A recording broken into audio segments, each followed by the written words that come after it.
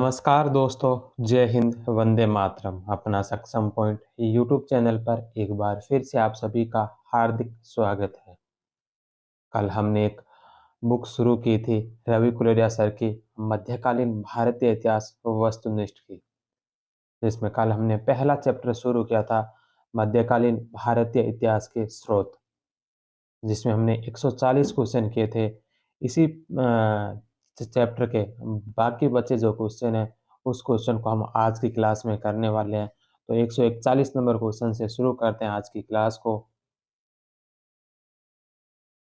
141वां number question, Bharat में कुएं से जल निकालने की दो विधियों का विवरण किस ग्रंथ में मिलता है? भारत में कुएं से जल निकालने की दो विधियों का जो वर्णन है यह कौन से ग्रंथ के अंदर मिलता है? तो यह हमें मिलता है बाबरनामा के अंदर। ए नंबर ऑप्शन। नेक्स्ट क्वेश्चन है कि निम्नलिखित में से कौन सी रचना ख्वांदा मीर या ख्वांदा अमीर की नहीं है? कौन सी रचना है जो ख्वांदा मीर की नहीं है?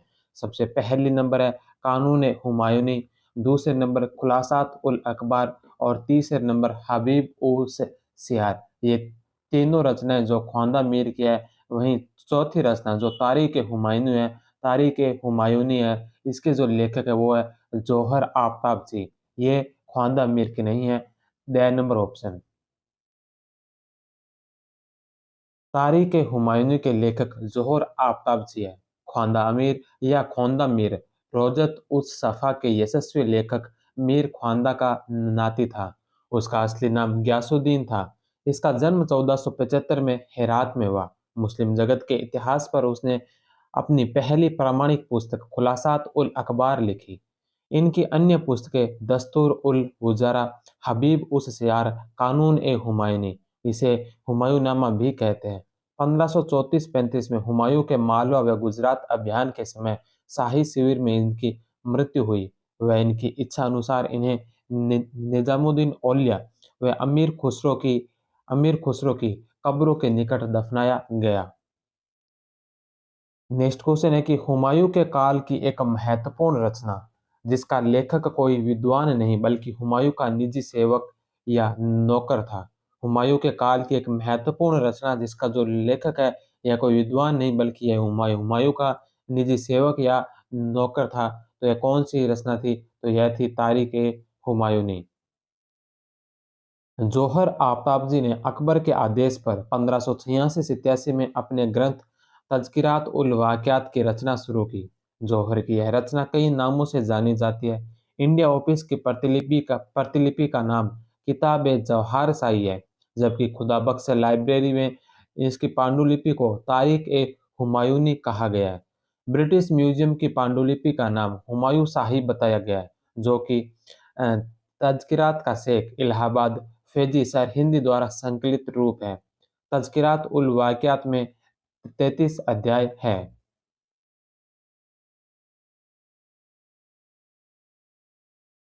नेक्स्ट क्वेश्चन है कि अबुल फजल के अकबरनामा के बारे में निम्नलिखित में से कौन सा कथन सही नहीं है? कौन सा कथन सही नहीं है?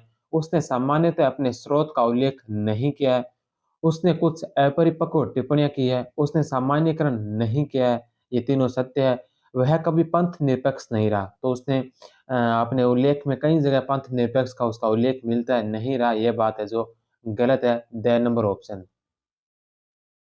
नेक्स्ट क्वेश्चन है कि किसने कहा कि तबकात अकबरी को कभी कभी अबुल फजल की अकबरनामा से अधिक विश्वसनीय माना गया? किसने कहा कि तबकात अकबरी को कभी कभी अबुल फजल की अकबरनामा से अधिक विश्वसनीय माना गया? तो यह बात की निजामुद्दीन अहमद ने। तबकात अकबरी के लेखक निजामुद्दीन अहमद है। इन्होंने मुगल हरम को चरित्रता का मंडप कहा है। नेक्स्ट क्वेश्चन है कि निम्नलिखित यात्रियों के भारत आगमन के क्रम को व्यवस्थित कीजिए। निम्नलिखित जो विदेशी यात्री भारत आए थे इनको क्रम वाइज व्यवस्थित करना है। सबसे पहले नंबर पर है थॉमस कायरट। थॉमस कायरट है जो 1612 के अंदर भारत आए थे। दूसरे नंबर पर है जॉन मिल्डन हॉल। जॉन मिल्डन हॉल जो 1599 ईस्वी में भारत पहुंचे थे। तीसरे नंबर पर है रोल्फ फिंच। रोल्फ फिंच है जो 1588 में भारत आए थे। जो 1591 तक भारत में रहे थे। और चौथे नंबर पर है विलियम फिंच जो 1608 में 1608 में जो भारत आए थे। तो इसमें सबसे पहले भारत आने वाले हैं और रोल्फ फिंच जो 1588 में आए थे। दूसरे नंबर पर जॉन मिल्डन हॉल जो 1599 में आए थे।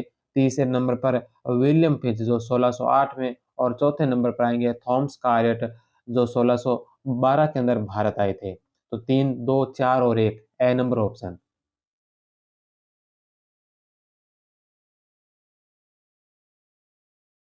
चारों यात्री इंग्लैंड से संबंधित है। सबसे पहले रॉल्फ फिंच 1588 से 91 तक। इससे पूर्व सिर्फ एक अंग्रेज यात्री थॉमस स्टीवंस आया था। उत्तर भारत में आने वाला और अकबर के काल में आगरा व फतेहपुर सीकरी पहुंचने वाला पहला अंग्रेज रॉल्फ फिंच ही था। टाइगर नाम जहाज से न्यूबेरी के नेतृत्व में रॉल्फ फिंच व्यापारी, जेम्स स्टोरी चित्रकार व विलियम लीड्स जोहरी भारत आए थे। इनका गुजरात में पुर्तगाली व्यापारियों ने अपहरण कर लिया। गोवा के पादरी थॉमस स्टीवंस ने इन्हें छुड़ाया। रॉल्फ फिंच अकबर को संबोधित करते हुए लिखा गया कि महारानी एलिजाबेथ का पत्र लाया था। दूसरे नंबर पर है जॉन मिल्डन हॉल। यह 1599 में भारत आया। यह 2 बार अकबर के दरबार में आया। इसने गुजरात में व्यापार करने हेतु अकबर से फरमान प्राप्त करने का प्रयास किया। इसकी मृत्यु अजमेर में हुई व इसे आगरा में दफनाया गया। तीसरे नंबर पर है विलियम फिंच। 1608 ईस्वी में भारत आने वाला यह यात्री लाहौर में जहांगीर द्वारा निर्मित अनारकली के मकबरे की जानकारी देता है। वह इसे देखने गया था। सलीम अनारकली की कहानी का भी इसने उल्लेख किया है। वह मंगलवार को खूनी दिवस बताता है। बुलंद दरवाजे को विश्व में सबसे ऊंचा, जामा मस्जिद को पूर्व की श्रेष्ठ मस्जिद व लाहौर को पूर्व का सबसे बड़ा शहर कहता है। चौथे नंबर पर है थॉमस कार्ट। 1612 में भारत आने वाला यह यात्री टॉमस रो के साथ अजमेर में जहांगीर से मिला था। नेक्स्ट क्वेश्चन है निम्नलिखित में से कौन सा सुमेलित नहीं है। एक तरफ पुस्तकों के नाम दे रखे हैं और सामने लेखकों के नाम दे रखे हैं। सबसे पहली पुस्तक है हुमायूंनामा। हुमायूंनामा जो गुलबदन बेगम के द्वारा लिखी गई थी। अकबरनामा अबुल फजल के द्वारा। आलमगीरनामा मोहम्मद कासिम सिराजी के द्वारा। और चौथा है शाहजहांनामा। शाहजहांनामा जो मुल्ला शेरी ने नहीं बल्कि शाहजहांनामा लिखा था इनायत खां के द्वारा। शाहजहांनामा के लेखक है जो इनायत खान है, ना कि मुल्ला शेरी। 4 नंबर ऑप्शन इसका असुमेलित होगा। शाहजहांनामा इनायत खां, अकबरनामा अबुल फजल, आलमगीरनामा इसका अन्य नाम जाफरनामा आलमगीरी है, मोहम्मद कासिम या कासिम सिराजी के द्वारा। हुमायूंनामा गुलबदन बेगम के द्वारा। बाबरनामा बाबर के द्वारा। पादशाहनामा अब्दुल हमीद लाहौरी के द्वारा। नेक्स्ट क्वेश्चन है कि अकबर द्वारा 1574-75 में स्थापित अनुवाद विभाग का प्रथम अध्यक्ष किसे नियुक्त किया गया। अकबर द्वारा 1574-75 में स्थापित अनुवाद विभाग का प्रथम अध्यक्ष किसे नियुक्त किया था। फेजी को। ए नंबर ऑप्शन। अनुवाद विभाग अकबर द्वारा 1574 में फतेहपुर सीकरी में अनुवाद विभाग मकतब खाना की स्थापना की गई। फैजी को इसका अध्यक्ष और अब्दुल रहीम खान खाना को सहायक नियुक्त किया गया। प्रमुख अनुवाद सिंहासन बत्तीसी बंदायनु द्वारा खिराद ए अब्जनामा नाम से 1574-75 में सबसे पहले अनुवादित। महाभारत रजमनामा नाम से तकीब खां के नेतृत्व में बंदायनी मुल्ला शेरी हाजी सुल्तान थानेसरी द्वारा 1583 में। रामायण का अनुवाद दराबनामा नाम से बदायूनी द्वारा 1584 से 88 के मध्य। नल दमयंती का अनुवाद नल ओ दमन नाम से फैजी के द्वारा 1594 में। बाइबल का फारसी अनुवाद भी सर्वप्रथम अकबर के संरक्षण में ही हुआ था। नेक्स्ट क्वेश्चन है कि निम्नलिखित कथनों पर विचार कीजिए। पहला है कि जफरनामा का लेखक गुरु गोविंद सिंह ने किया था। जफरनामा का जो लेखन है गुरु गोविंद सिंह ने किया था, यह सत्य है। यह गुरु गोविंद द्वारा अकबर को लिखा पत्र था, तो अकबर को नहीं बल्कि औरंगजेब को लिखा पत्र था। तो 2 नंबर इसका गलत होगा, एक सही और 2 गलत। The number option. Next question है कि 16वीं सदी के भारत की बाबरनामा का एक सर्वश्रेष्ठ आत्मकथा थी, किसने कहा? 16वीं सदी के भारत की बाबरनामा जो एक सर्वश्रेष्ठ आत्मकथा थी, किसने कहा था? बेवरीज ने। ए नंबर ऑप्शन। नेक्स्ट क्वेश्चन है कि निम्नलिखित में से किसका कथन है कि 20,000 लोगों ने ताजमहल के निर्माण के लिए अनवरत कार्य किया? निम्नलिखित में से किसका कथन है कि 20,000 लोगों ने ताजमहल के निर्माण के लिए अनवरत कार्य किया था? ट्रेवनियर। The number option.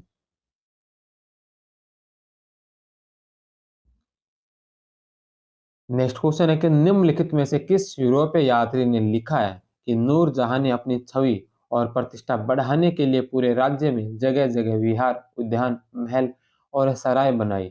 किस यूरोपीय यात्री ने लिखा कि नूरजहां ने अपनी छवि और प्रतिष्ठा बढ़ाने के लिए पूरे राज्य में जगह जगह विहार, उद्यान, महल और सराय बनाई थी? तो यह बात लिखी है पेलसट ने। नेक्स्ट क्वेश्चन है कि निम्नलिखित में से कौन सा सुमेलित नहीं है? निम्नलिखित में से कौन सा जो सुमेलित नहीं है? सबसे पहले नंबर पर है ए एग्रियन सिस्टम ऑफ मुस्लिम इंडिया। यह जो पुस्तक लिखी गई, यह लिखी गई डब्ल्यू एच मोरलैंड के द्वारा, तो ये सही है। दूसरी है the agrarian system of the Mughal India. The agrarian system of Mughal India जो पुस्तक है, यह सतीश चंद्र की नहीं बल्कि यह है इरफान हबीब की है। तो बी नंबर ऑप्शन इसका गलत होगा। तीसरा है द दिल्ली सल्तनत ए पॉलिटिकल एंड मिलिट्री हिस्ट्री। जो पुस्तक लिखी थी यह पीटर जैक्सन के द्वारा लिखी गई। और चौथे नंबर पर है rise and fall of Mughal empire. यह आर.पी. त्रिपाठी के द्वारा लिखा गया। तो ए से और द सही है, बे नंबर इसका गलत होगा। नेक्स्ट क्वेश्चन है कि निम्नलिखित में से किन मुगल शासकों ने अपनी आत्मकथाएं लिखी? अपनी आत्मकथाएं कौन कौन से मुगल शासक ने लिखी थी? तो बाबर ने लिखी थी और इसके अलावा जहांगीर ने लिखी थी। बाबर की बाबरनामा जिसे तुजु के बाबरी या वाक़यात बाबरी भी कहते हैं, और जहांगीर की तुजु के जहांगीरी। नेक्स्ट क्वेश्चन है मुतमिद खान की एक रचना जिसमें कहा गया है कि नूरजहां के संबंधियों व परिचितों को हर प्रकार के अनुग्रह से बढ़ावा दिया गया। मुतमिद खान की एक रचना जिसमें कहा गया कि नूरजहां के संबंधियों व परिचितों को हर प्रकार के अनुग्रह से बढ़ावा दिया गया, तो यह इकबाल नामा ए जहांगीरी में।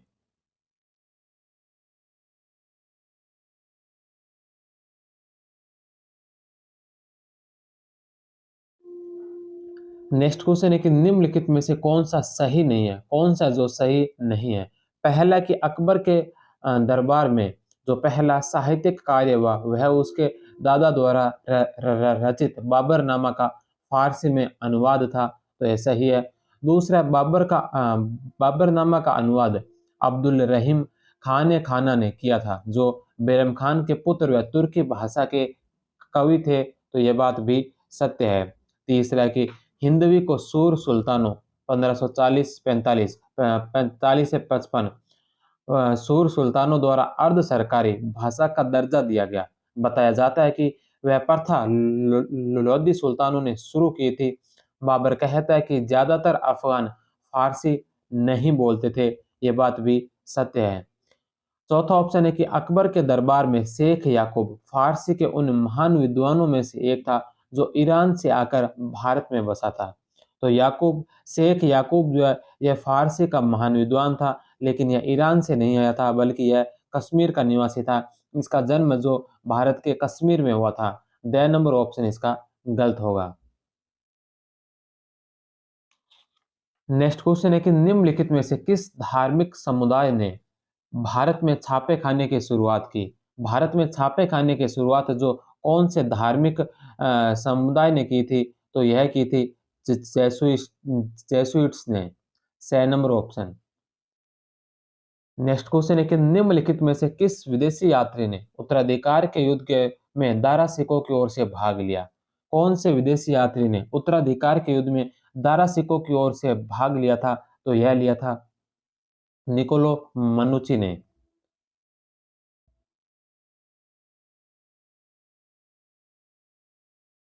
निकोलो मनुची एक इटावली चिकित्सक था जो कभी भी यूरोप वापस नहीं गया और भारत में ही बस गया। जिसका जन्म 1638-39 में वेनिस में और मृत्यु 1717 ईस्वी में मद्रास में हुई। वह 1653 में वेनिस से भाग निकला। 1656 में जब वह सूरत पहुंचा तो भारत में उसने देखा कि लोग खून जैसा लाल कुछ से थूकते रहते हैं। उसने इसे दांतों की किसी बीमारी का कारण माना। बाद में एक अंग्रेज महिला ने बताया कि यह पान है। फिर उसने पान का स्वाद चखा। नेक्स्ट क्वेश्चन है स्टोरियो द मोगोर। स्टोरियो द मोगोर किसका यात्रा वृतांत है? तो स्टोरियो द मोगोर जो है यह निकोलो मनुची का यात्रा वृतांत है। निकोलो मनुची की पुस्तक स्टोरियो दी मोगोर है। यह पुस्तक 5 भागों में। पहले भाग में वेनिस ने दिल्ली तक की यात्रा का वर्णन किया। दूसरे भाग में तैमूर ने शाहजहां तक के काल का संक्षिप्त इतिहास लिखा। तीसरे भाग में वह मुगल दरबार और शासन व्यवस्था की जानकारी देता है। इसका इंग्लिश अनुवाद विलियम इरविन द्वारा प्रकाशित किया गया। इस यात्रा वृत्तांत का संक्षिप्त स्वरूप विलियम इरविन के पुत्र मार्गेट एल इरविन द्वारा 1913 में the Pep's of Mughal India नाम से प्रकाशित किया गया। इब्न बतूता और बर्नियर की तरह ही मनुची ने भी भारतीय सती प्रथा का उल्लेख किया है। वह बताता है कि औरंगजेब ने एक आदेश जारी कर सती प्रथा पर रोक लगाई थी। शिवाजी के विरुद्ध अभियान में भाग लिया और 1665 ईस्वी की पुरंदर की संधि में वह उपस्थित था। इसके अलावा जयसिंह के बीजापुर अभियान में भी मनुची ने भाग लिया था। मनुची के अनुसार मुसलमानों ने विवाह से पहले दुल्हन देखने की प्रथा नहीं थी। गंगा यमुना के संगम को हिंदुओं का धार्मिक तीर्थ स्थल बताया। शाही महल के सभी संगीतज्ञ हिंदू थे। नेक्स्ट क्वेश्चन है कि निम्नलिखित में से किसने 80 रुपए प्रति माह के हिसाब से निकोलो मनुची को अपनी सेना में तोपची नियुक्त किया था? किसने जो 80 रुपए प्रति माह के हिसाब से निकोलो मनुची को अपनी सेना में तोपची नियुक्त किया था? तो यह किया था दारा सिकों ने। बे नंबर ऑप्शन। दारा सिकों ने 80 रुपए प्रति माह के हिसाब से मनुची को अपनी सेना में तोपची नियुक्त किया था। बर्नियर की भांति मनुची भी औरंगजेब के चारों शहजादों शाह शुजा, दारा सिको, औरंगजेब और मुराद बख्श के व्यक्तित्व एवं चरित्र पर प्रकाश डालता है। दारा सिको के बारे में वह कहता है कि बादशाह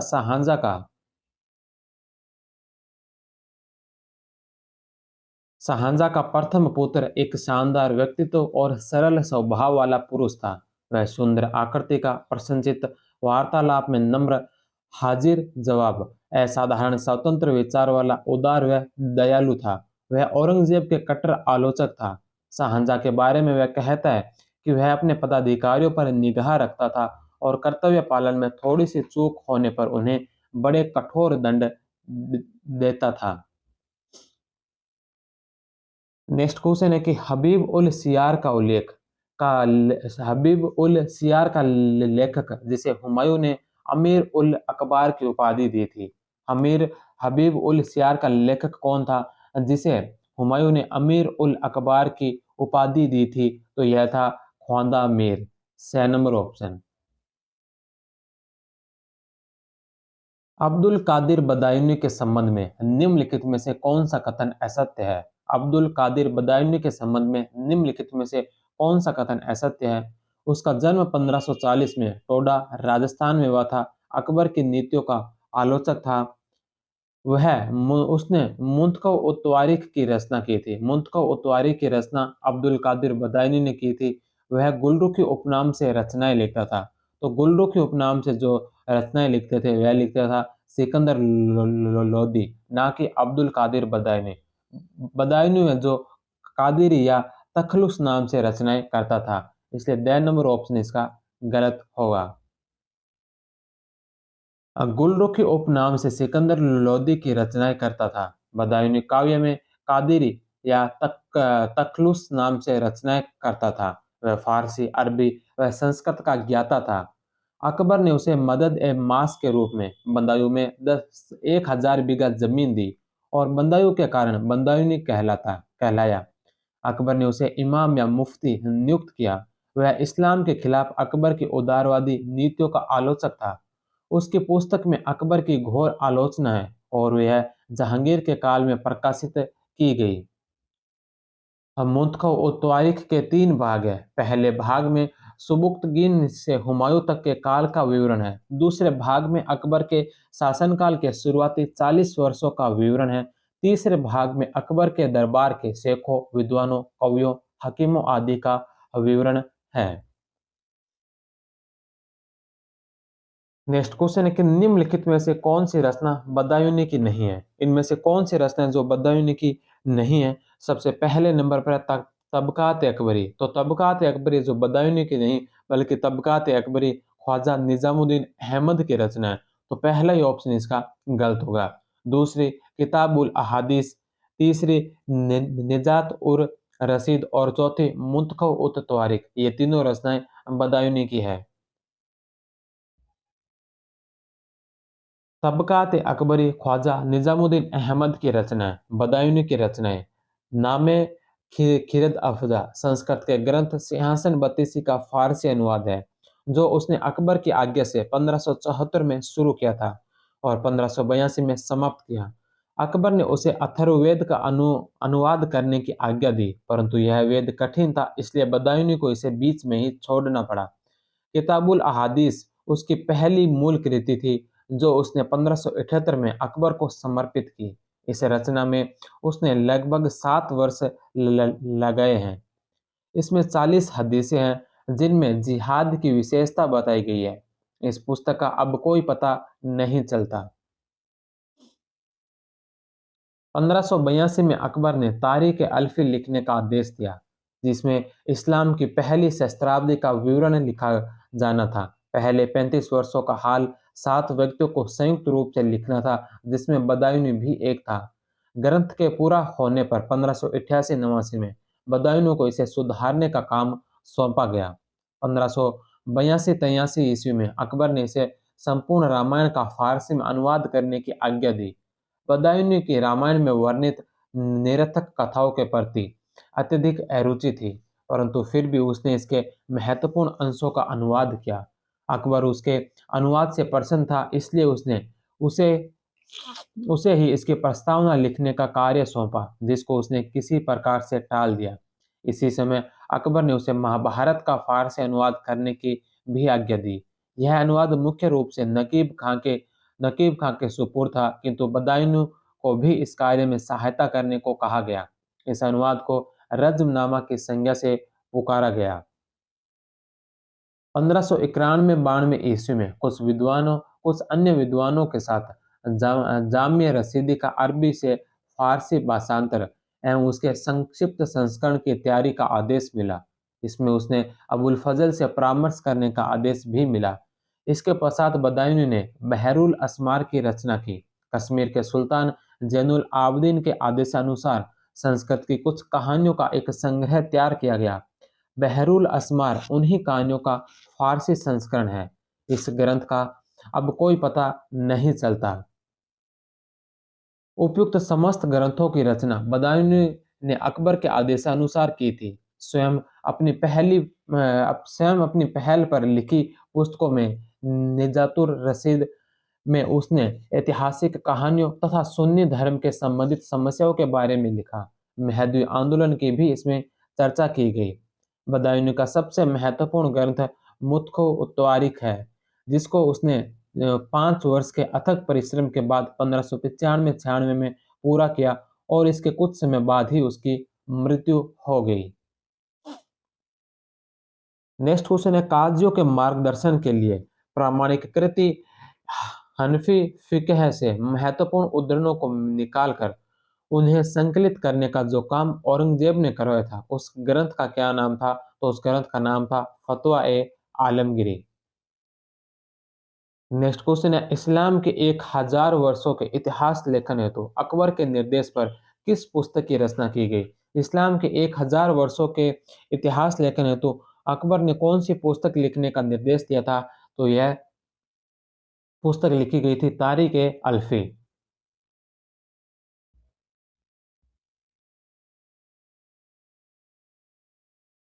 नेक्स्ट क्वेश्चन है, निम्नलिखित मुगल कालीन रचनाओं और उनके लेखकों को सुमेलित कीजिए।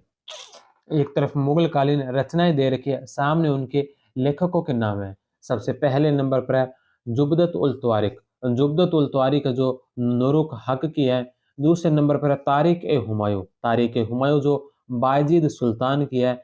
तीसरे नंबर पर है अकबरनामा। अकबरनामा जो शेख अल अलहदाद फैज सरहिंदी की है। और चौथे नंबर पर है मासिर ए जहांगीरी। मासिर ए जहांगीरी जो कामगार हुसैनी की रचना है। ए बी सी डी चारों ही इसमें सुमेलित है। The number option. अकबरनामा नाम से पुस्तक अबुल फजल ने भी लिखी है।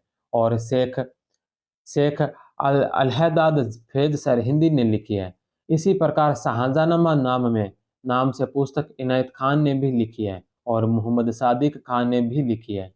मोहम्मद मुंशी देवी प्रसाद ने भी 1896 से 98 में 3 भागों में शाहजहानामा लिखी है।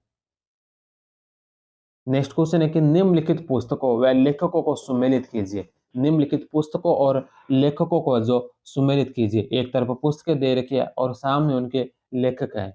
सबसे पहली पुस्तक है वाक़यात आलमगीरी। वाक़यात आलमगीरी जो अकील खां राजी की पुस्तक है। दूसरे नंबर पर है सियार उल मुतखरीन। सियार उल मुतखरीन जो गुलाम हुसैन के द्वारा लिखी गई। तीसरी है नुस्खा ए दिलखुशा। नुस्खा दिलखुशा जो भीमसेन की पुस्तक है। और चौथे नंबर पर है तारीख मुजफ्फरी। तारीख मुजफ्फरी की रचना की गई थी मोहम्मद अली अंसारी के द्वारा। CABD ए नंबर ऑप्शन। नेक्स्ट क्वेश्चन है योग पर आधारित संस्कृत ग्रंथ अमृत कुंड को किस नाम से फारसी में अनुदित किया गया। योग कुंड पर आधारित संस्कृत ग्रंथ अमृत कुंड को किस नाम से फारसी में अनुदित किया गया था। हौज अल हयात। सै नंबर ऑप्शन। अमृत कुंड का फारसी में अनुवाद बंगाल में बख्तियार खिलजी व लखनौती के काजी नियुक्त किए गए रुकन अल दीन समरकंदी ने किया। अभी उपलब्ध इसका फारसी अनुवाद मोहम्मद गोस ग्वालियरी का है। नेक्स्ट क्वेश्चन है 18वीं शताब्दी की रचना तूफात उल हिंद में किस बोली में विशाल शब्दावली दी गई। 18वीं शताब्दी की रचना तूफात उल हिंद में किस बोली में विशाल शब्दावली दी गई है। ब्रज में भाषा में। नेक्स्ट क्वेश्चन है 1768 में अकबर द्वारा चित्तौड़ का फतेहनामा जारी किया गया। 1768 में अकबर द्वारा चित्तौड़ का फतेहनामा जारी किया गया। निम्नलिखित में से किस ग्रंथ में उसका पूरा उद्धरण दिया गया है। मुसात ए नमकीन में। नेक्स्ट क्वेश्चन है कि निम्नलिखित को काल कर्म अनुसार व्यवस्थित कीजिए। यहाँ पर कुछ पुस्तकों के रचनाओं के बारे में बताया गया है, तो इनकी रचनाएं कब की गई थी। सबसे पहले नंबर पर है अब्दुल हमीद लाहौरी की पादशाहनामा। पादशाहनामा जो अब्दुल हमीद लाहौरी ने लिखी थी, यह लिखी थी 1636 के अंदर। दूसरे नंबर पर बदायूनी की मुंतखब उत तवारीख। बदायूनी की मुंतखब उत तवारीख जो 1590 के अंदर लिखी गई थी। तीसरे नंबर पर है मिनहाज उस सिराज की तबकात नासिरी। तबकात नासिरी जो 1260 की पुस्तक है। और चौथे नंबर पर है इसरदास नागर की फुतुआत आलमगीरी। इसरदास नागर की फुतुआत आलमगीरी जो 1672 की रचना है। तो इसमें सबसे पहले नंबर पर आएगा मिनहाज सिराज की तबकात नासिरी जो 1260 की है। तो एक नंबर पर मिनहाज उस सिराज की आएगी। दूसरे नंबर पर आएगी बदायूनी की मुंतखब उत तवारीख जो 1590 की है। तीसरे नंबर पर इसमें आएगी अब्दुल हमीद लाहौरी की पादशाहनामा जो 1636 की है। और चौथे नंबर पर जो आएगी यह आएगी इसरदास नागर की फुतवात आलमगीरी जो 1672 की है। 3, 2, 1 और 4 ए नंबर ऑप्शन। नेक्स्ट क्वेश्चन है कि 10 अध्यायों में विभाजित अब्दुल हमीद लाहौरी की पादशाहनामा के अंतिम 2 अध्याय किसने लिखे। 10 अध्यायों में विभाजित अब्दुल हमीद लाहौरी की पादशाहनामा के अंतिम 2 अध्याय किसने लिखे थे। मोहम्मद वारिस ने। The number option. पादशाहनामा 3 जिल्दों में विभाजित है। इनमें से प्रथम व द्वितीय जिल्द जिनमें 1 से 8 तक के अध्याय सम्मिलित है लाहौरी द्वारा लिखे गए। मोहम्मद वारिस के अनुसार जब पादशाहनामा पूरा लिखा जा चुका था तब शाहजहां के वजीर सादुल्ला खां उसको संशोधित कर सही करवाने के लिए यह ग्रंथ स्वयं शाहजहां को सुनाया। तीसरी जिल्द में सम्मिलित 9वें और 10वें अध्याय का लेखक मोहम्मद वारिस है। नेक्स्ट क्वेश्चन है, मुंतखब उल लुआब किसकी रचना है? मुंतखब उल लुआब किसकी रचना है? खाफी खां की। सही नंबर ऑप्शन। मोहम्मद हाशिम उर्फ हाशिम अली खां एक इतिहासकार के रूप में खाफी खां के नाम से विख्यात है। खाफी खां द्वारा फारसी में लिखित तैमूर वंश का इतिहास 1519 ईस्वी में से आरंभ होकर 1733 ईस्वी में समाप्त होता है। इस प्रकार इसमें बाबर के समय से आरंभ होकर मोहम्मद शाह के शासनकाल के 14वें वर्ष तक की घटनाओं का वर्णन है। खाफी खां की इस रचना का नाम मुंतखब उल लुआब अथवा तारीख ए खाफी खां है। औरंगजेब द्वारा अपने शासनकाल के 11वें वर्ष में उस समय की घटनाओं का विवरण न लिखने के कारण खाफी खान ने इसका लेखन गुप्त रूप से किया। मराठों की गतिविधियों का भी विवेचन प्रस्तुत किया है। नेक्स्ट क्वेश्चन है कि जहांगीर के काल का एक ऐतिहासिक दस्तावेज जिसमें जहांगीर, जेसुइट पादरी व अब्दुस सत्तार के बीच चर्चा है और उस जिसमें जहांगीर ने में बीवी की गैर मौजूदगी में शौहर द्वारा तलाक पर रोक लगाई है, तो यह ऐतिहासिक दस्तावेज कौन सा है? मजलिस ए जहांगीरी। ए नंबर ऑप्शन। नेक्स्ट क्वेश्चन है, 1580 के दशक में भारत व इंडोनेशिया आने वाला जॉन ह्यूजन वॉन लिनसोंतेन कहाँ का निवासी था? 1580 के दशक में भारत व इंडोनेशिया आने वाला जॉन ह्यूजेन वॉन लिनसोंतेन कहाँ का निवासी था? तो यह निवासी था नीदरलैंड का। The number option.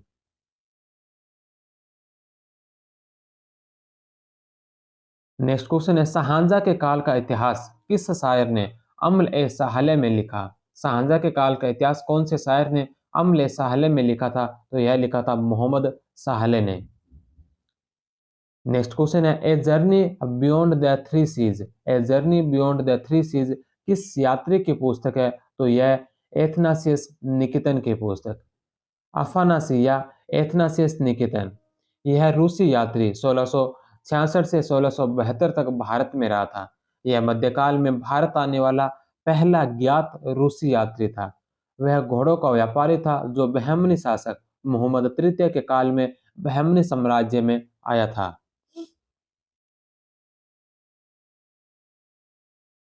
Next question है कि निम्नलिखित विदेशी यात्रियों को कालक्रम अनुसार अव्यवस्थित कीजिए। निम्नलिखित विदेशी यात्रियों को कालक्रम अनुसार व्यवस्थित करना है। सबसे पहले नंबर पर है रोल्फ फिंच। रोल्फ फिंच जो 1588 में भारत आए थे। दूसरे नंबर पर है ट्रेवनियर। ट्रेवनियर जो है यह ट्रेवनियर भारत पहुंचे थे 1641 में। यह कुल 6 बार भारत आए थे। ये 1641 में पहली बार भारत आए थे जो शाहजहां के काल में आए थे, और उसके पश्चात जो औरंगजेब के काल में भी आए थे। अंतिम बार जो 1687 में आए थे।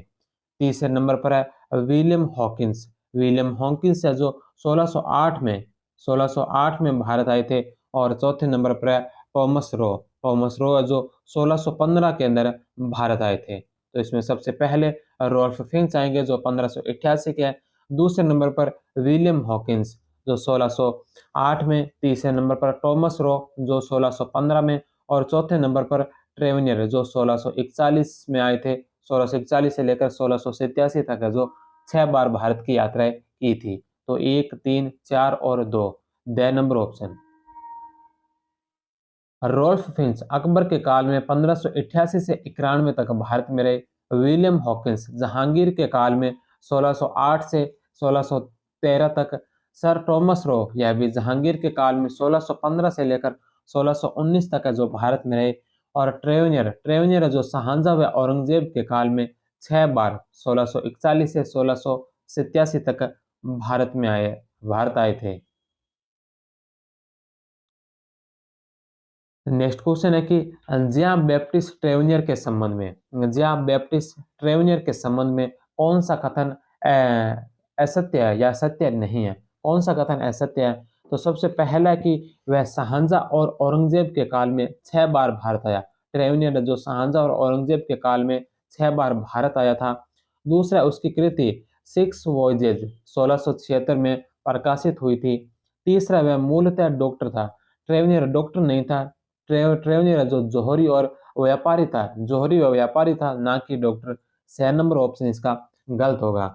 और 10 नंबर ऑप्शन है कि उसकी मृत्यु 1689 में मॉस्को में हुई थी। उसकी मृत्यु जो 1689 में मॉस्को में हुई थी, यह बात भी सही है। तो असत्य कथन 6 नंबर ऑप्शन। ट्रेवनियर एक फ्रांसीसी जोहरी व व्यापारी था। बर्नियर मूलतः एक डॉक्टर था। जया बैप्टिस्ट ट्रेवनियर 1605 से 1689। उसने कम से कम 6 बार भारत की यात्रा की। उसने पूर्व की ओर 7 यात्राएं की थी। वह विशेष रूप से भारत के व्यापारिक स्थितियों से बहुत प्रभावित था और उसने भारत की तुलना ईरान और ओटोमन साम्राज्य से की। उसकी प्रसिद्ध पुस्तक द सिक्स वॉयजेज है। ट्रेवलस इन इंडिया भी उसका यात्रा वृत्तांत है। वह अंतिम बार 1686 में 80 वर्ष की उम्र में भारत आया था। उसने कोहिनूर का रोचक व विशद विवरण दिया है। डचों के दक्षिणी भारत के दक्षिणी भारत में एक प्रमुख शक्ति के रूप में उभरने की जानकारी दी है। उसने मथुरा के केशव देव मंदिर और काशी विश्वनाथ मंदिर का विवरण भी दिया है। नेक्स्ट क्वेश्चन है कि निम्नलिखित में से कौन सा सुमेलित नहीं है। कौन सा जो सुमेलित नहीं है। इसमें पुस्तकें दे रखी है और लेखकों के नाम दे रखे हैं। सबसे पहला ग्रंथ है तारिक ए शाह सुजाई। तारिक ए शाह सुजाई जो मीर मोहम्मद मासूम का है। मासिर उल उमरा शाहनवाज खान का। फुतवात आदिल शाही फुजुनी अस्त्राबादी का। और तबकात अकबरी। तबकात अकबरी जो बदायूनी ने नहीं बल्कि निजामुद्दीन अहमद की रचना है। तो द नंबर ऑप्शन इसका असुमेलित होगा।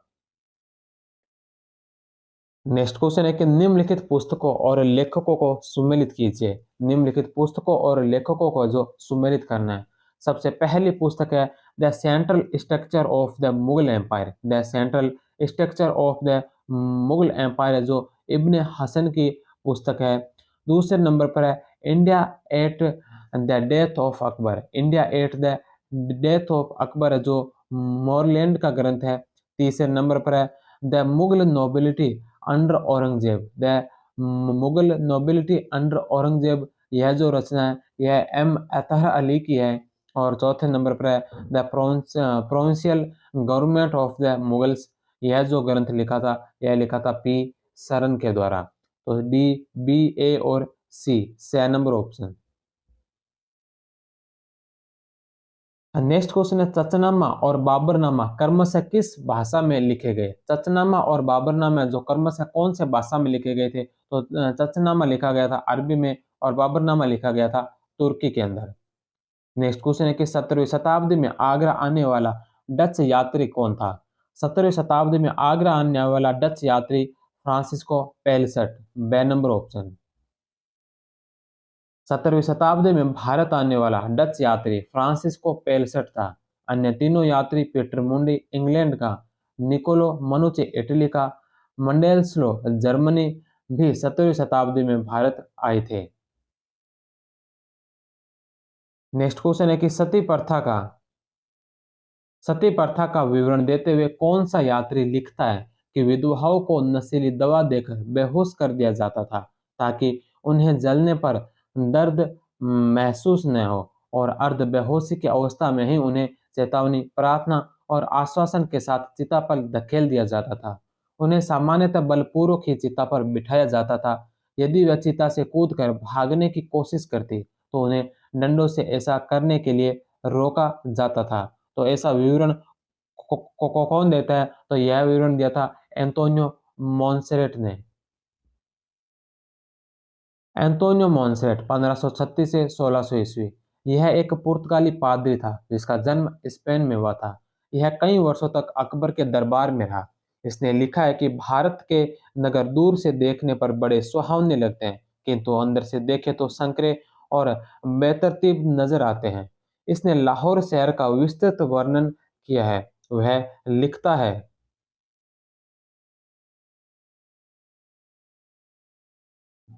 लिखता है कि शहर अपने आकार प्रकार, जनसंख्या व समृद्धि के मामले में एशिया या यूरोप के किसी अच्छे शहर से कमतर नहीं है। यहाँ दुनिया के हर हिस्से के सौदागरों की भीड़ लगी रहती है। यह अकबर के शासनकाल में पुलों की जानकारी देता है।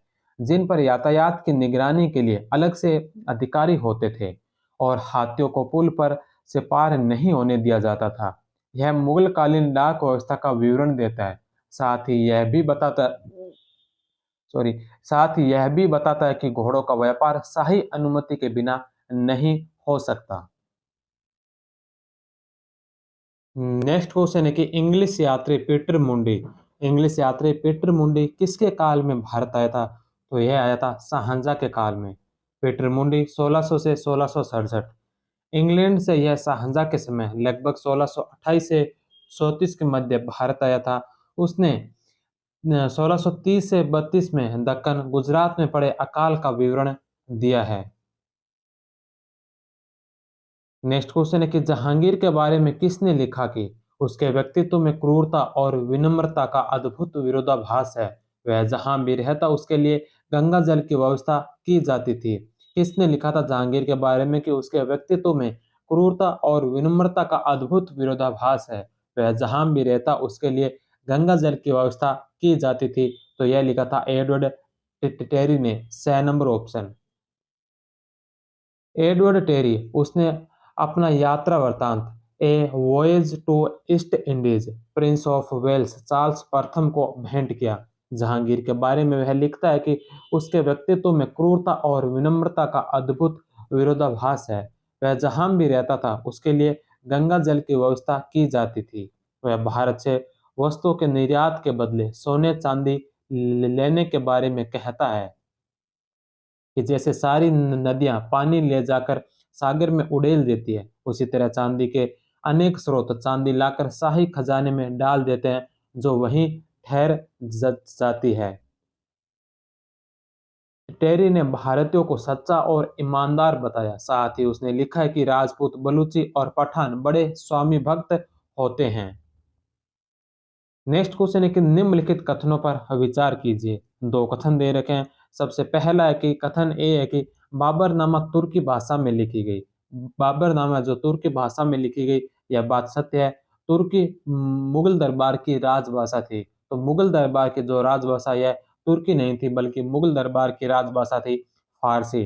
तो आर जो गलत होगा, तो ए सही है किंतु आर गलत है। 6 नंबर ऑप्शन। नेक्स्ट क्वेश्चन है कि विद्वानों में से निम्नलिखित मध्यकालीन विद्वानों में से अ, हिंदी साहित्य के लिए किसका सबसे महत्वपूर्ण योगदान रहा है? हिंदी साहित्य के लिए कौन से मध्यकालीन विद्वान का सबसे अधिक महत्वपूर्ण योगदान रहा है? तो यह रहा है अब्दुल रहीम खान खाना का। 6 नंबर ऑप्शन। नेक्स्ट क्वेश्चन है कि अहोम साम्राज्य के काल के ऐतिहासिक इतिवृत्त व पांडुलिपियां हैं। अहो असम के अहोम साम्राज्य के काल के ऐतिहासिक इतिवृत्त व पांडुलिपियां कौन से है? Buranji. 6 number option. Next question है parties and politics in Mughal court के लेखक कौन है? सतीश चंद्र। ए नंबर ऑप्शन। नेक्स्ट क्वेश्चन है बाबर की आत्मकथा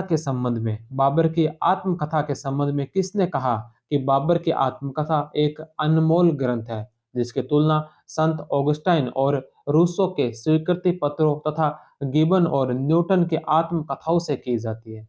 बाबर की आत्मकथा एक अनमोल ग्रंथ है जिसकी तुलना संत ऑगस्टाइन और रूसो के स्वीकृति पत्र तथा गिब्बन और न्यूटन की आत्मकथाओं से की जाती है। यह किसने कहा था? तो यह कहा था ए.एस. बेवरिज ने। बेवरिज ने इस आत्मकथा का मूल्यांकन करते हुए लिखा है कि बाबर की आत्मकथा एक अनमोल ग्रंथ है जिसकी तुलना संत ऑगस्टाइन और रूसो के स्वीकृति पत्रों कन्फेशंस तथा गिब्बन के न्यूटन की आत्मकथाओं से की जाती है। एशिया के साहित्य में एक यह अनूठी है। डेनिसस रास ने लिखा है कि बाबर के आत्मसंस्मरण को सभी समयों के साहित्य में सबसे अधिक सम्मोहनकारी और रोमांटिक रचनाओं में स्थान मिलना चाहिए। नेक्स्ट क्वेश्चन है कि निम्नलिखित में से किसने अपनी आत्मकथा के संबंध में लिखा है कि इस इतिहास में मैं इस बात पर दृढ़ रहा हूं कि हर बात जो लिखूं वह सच लिखूं। जो घटना जिस प्रकार घटी हो उसे ठीक ठीक उसी प्रकार लिखूं। इस कारण यह आवश्यक हो गया कि जो कुछ अच्छा बुरा ज्ञात हुआ उसे लिख दूं। किसी पर छींटाकशी करने का मेरा इरादा बिल्कुल नहीं है। यह बात किसने कही थी? तो यह बात कही थी बाबर ने। नेक्स्ट क्वेश्चन है, यदि समस्त संसार की तलवारें चले तो भी एक नस भी नहीं कट सकती यदि ईश्वर की इच्छा न हो। यदि समस्त संसार की तलवारें चले तो भी एक नस भी नहीं कट सकती यदि ईश्वर की इच्छा न हो। यह किसका कथन है? यह कथन है बाबर का। ए नंबर ऑप्शन। नेक्स्ट क्वेश्चन है कि बाबर की आत्मकथाओं के अनुसार दुनिया का सर्वश्रेष्ठ कागज, बाबर की आत्मकथाओं के अनुसार दुनिया का जो सर्वश्रेष्ठ कागज है, यह का कागज कहाँ है? कहाँ में होता है? समरकंद में। स नंबर ऑप्शन। नेक्स्ट क्वेश्चन है, अब्बास का शेरवानी की तारिक ए शेरशाही किस अन्य नाम से प्रसिद्ध है? अब्बास का शेरवानी की तारिक ए शेरशाही है जो किस अन्य नाम से प्रसिद्ध है? तो यह Tohfa e Akbar Shahi. The number option. 3 अध्यायों वाली तारीख ए शेरशाही तोहफा ए अकबर शाही में अब्बास खान ने सूर वंश के शेरशाह सूरी व इस्लाम शाह का विवरण दिया है। इसकी रचना अकबर के आदेश पर हुई थी, इसलिए लेखक ने इसमें शेरशाह को शेर खां लिखा है।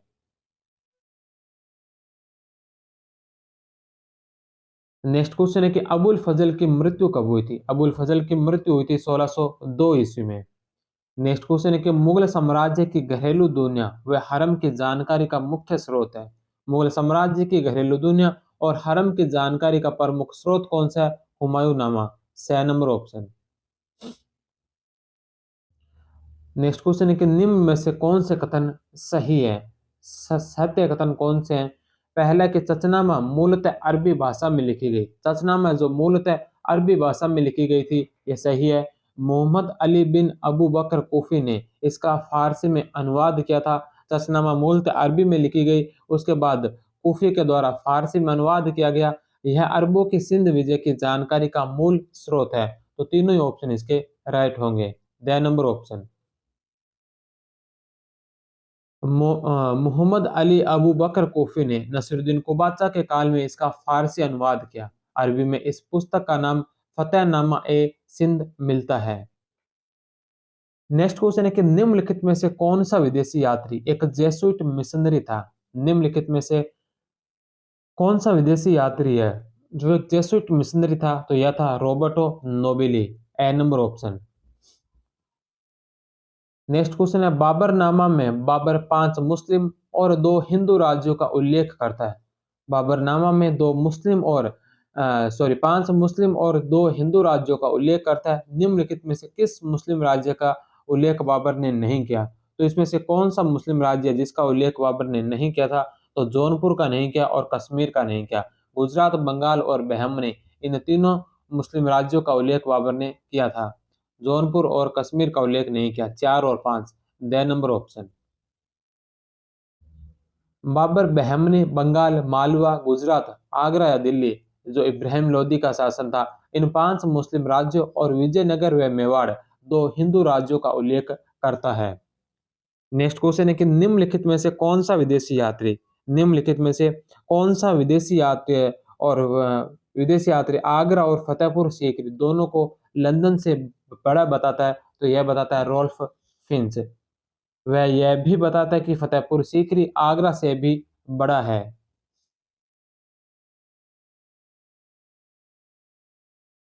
बाबर की आत्मकथा तुजु ए बाबरी मूल रूप से किस भाषा में लिखी गई? बाबर की जो आत्मकथा है तुजु के बाबरी, यह मूलतः किस भाषा में लिखी गई थी? तुर्की में, चगताई तुर्की में लिखी गई। नेक्स्ट क्वेश्चन है कि निम्नलिखित में से किस किस ने तारिक ए फिरोजशाही नाम से पुस्तक लिखी? तारिक ए फिरोजशाही नाम से पुस्तक किस किस ने लिखी थी? तो यह लिखी थी जियाउद्दीन बर्नी ने और शम्स ए सिराज अफीक ने। 3 और 4, 6 नंबर ऑप्शन।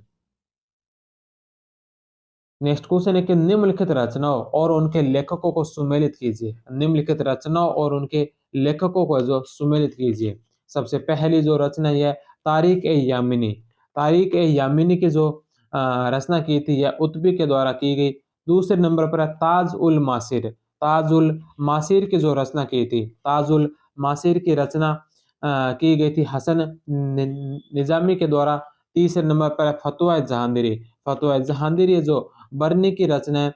और चौथे नंबर पर तारिक मुबारक शाही है जो याह्या बिन अहमद सरहिंदी की रचना है। BADC the number option.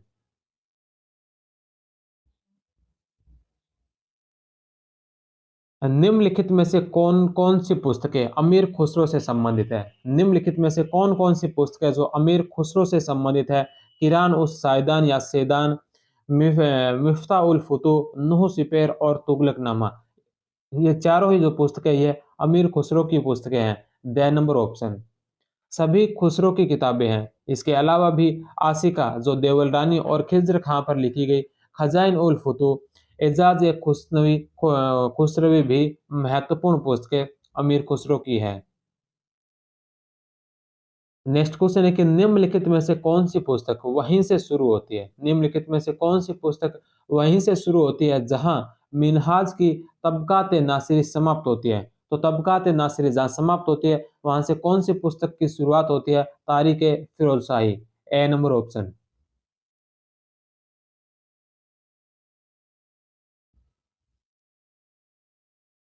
बरनी की तारीख फिरोज शाही यह बलबन से फिरोज तुगलक के छठे वर्ष तक 9 शासकों का इतिहास बताती है। नेक्स्ट क्वेश्चन है कि किस रचना में अमीर खुसरो भारत की तुलना स्वर्ग के उद्यानों से करता है? किस रचना में अमीर खुसरो जो भारत की तुलना स्वर्ग के उद्यानों से करता है? Nuh Sipihr. The number option.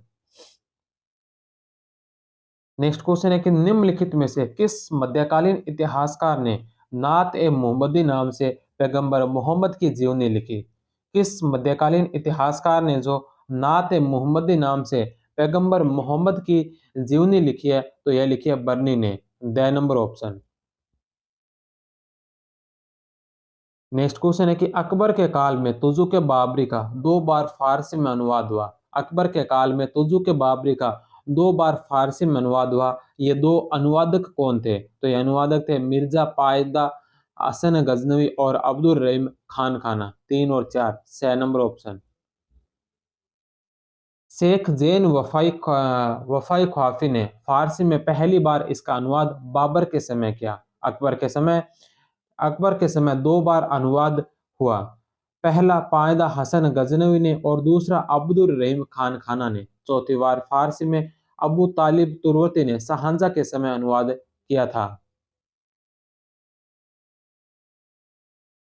Next question है कि निम्नलिखित मुगल कालीन रचनाओं और उनके लेखकों को है जो सुमेलित कीजिए। सबसे पहले नंबर पर रचना है तारिक ए रसीदी है जो मिर्जा हैदर दुगलात की रचना है। दूसरे नंबर पर है कानून ए हुमायूनी जो ख्वांद मीर की रचना है। तीसरे नंबर पर है तारिक ए हुमायूनी है जो जौहर आफ्ताबची की रचना है। और चौथे नंबर पर है तबकात अकबरी जो निजामुद्दीन अहमद के रचना है। तारिक रसीदी जो मिर्जा हैदर दुगलत, कानून हुमायूनी ख्वांदा मीर, तारिक हुमायूनी जौहर आफ्ताबची और तबकात अकबरी जो Nizamuddin Ahmad. D, C, A और B। The number option. Tabaqat Akbari को तारिक ए निजामी भी कहते हैं। इसके लेखक निजामुद्दीन अहमद को निजामी के नाम से जाना जाता है। यह यह अकबर का मीर बख्शी भी बना। ख्वांदा मीर की अन्य महत्वपूर्ण रचना खुलासात उल अकबार, तारिक ए हुमायूनी को तज़किरात उल वाक़िआत, किताब ए जौहर शाही के नाम से भी जाना जाता है। तारिक रसीदी का लेखक मिर्जा हैदर दुगलत बाबर का मौसेरा भाई था। यह कन्नौज के युद्ध में हुमायूं की तरफ से शामिल हुआ था। नेक्स्ट क्वेश्चन है कि निम्नलिखित में से किस पुस्तक को जदुनाथ सरकार ने मुगल साम्राज्य का गजेटियर कहा? निम्नलिखित में से किस पुस्तक को जो जदुनाथ सरकार ने मुगल राज्य का गजेटियर कहा था? तो यह कहा था मासीर आलमगिरी को। Maasir Alamgiri. The number option. Maasir Alamgiri का लेखक साकी मुस्तैद खां है। इसमें औरंगजेब के काल का इतिहास है। वह इसमें सतनामी विद्रोह की लड़ाई के दृश्य की तुलना महाभारत की लड़ाई से करता है। नेक्स्ट क्वेश्चन है कि गुलशन गुलशन ए इब्राहिम गुलशन ए इब्राहिम या तारिक ए फरिश्ता पुस्तक के लेखक कौन है? गुलशन ए इब्राहिम या तारिक ए फरिश्ता अ, पुस्तक के लेखक कौन है? तो इस पुस्तक के जो लेखक है वो है मोहम्मद कासिम हिंदू शाह फरिश्ता। 6 नंबर ऑप्शन। बीजापुर शासक के दरबार में लगभग 1610-12 में लिखी। इसमें जहांगीर के काल तक के मुस्लिम शासकों का इतिहास है। नेक्स्ट क्वेश्चन है कि अब्दुल रज्जाक समरकंदी के संबंध में कौन सा कथन सही नहीं है? अब्दुल रज्जाक समरकंदी के संबंध में कौन सा कथन है जो सत्य नहीं है? सबसे पहला नंबर है, इसने 15वीं शताब्दी में दक्षिणी भारत की यात्रा की थी। तो अब्दुल रज्जाक समरकंदी ने 15वीं शताब्दी में दक्षिणी भारत की यात्रा की। वह कालीकट के जमोरिन शासक के दरबार में आया था। बाद में वह देवराज द्वितीय के दरबार में चला गया। वहर उल इसरार फी मारिफत इल अख्यार इनकी प्रसिद्ध पुस्तक है। तो यह जो पुस्तक है यह मोहम्मद वली बल्खी की पुस्तक है और ना कि अब्दुल रज्जाक समरकंदी की। तो द नंबर ऑप्शन है जो इसका गलत होगा। यह महमूद वली बल्खी की पुस्तक है। अब्दुल रज्जाक की पुस्तक मतला उस सदाएन व मजमा उल बहरेन है। नेक्स्ट क्वेश्चन है कि निम्नलिखित में से किसके द्वारा अकबरनामा का अंग्रेजी अनुवाद किया गया? अकबरनामा का अंग्रेजी में जो अनुवाद है यह किया गया था हेनरी बेवरीज के द्वारा। बे नंबर ऑप्शन। सबसे पहले हेनरी बेवरीज ने 20वीं शताब्दी की शुरुआत में अकबरनामा का अंग्रेजी में अनुवाद किया। हेनरी ब्लॉकमैन ने आईन अकबरी का संपादन किया। एंडरसन ने तुजुक जहांगीरी का पहले अनुवाद किया, फिर डेविस प्राइस ने किया। अलेक्जेंडर रोजर्स ने भी तुजुक ए जहांगीरी का अनुवाद किया। नेक्स्ट क्वेश्चन है कि किस मध्यकालीन यात्री ने औरंगजेब के बारे में कहा है कि उसमें निर्णय लेने की अद्भुत क्षमता थी तथा अपने सहायकों तथा हितैषियों का चयन करने में उसकी नजर बड़ी पैनी थी। वह गंभीर तथा कुशाग्र बुद्धि था और अपने विचारों व योजनाओं को गुप्त रखने में अत्यंत माहिर था। तो किसके बारे में कहा था? बर्नियर। 6 number option.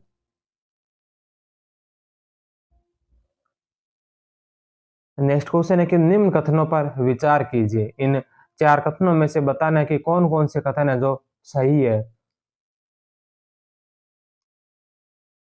सत्य कथन बताने हैं। पहले नंबर पर है हुमायूं नामा की रचना गुलबदन बेगम ने की थी।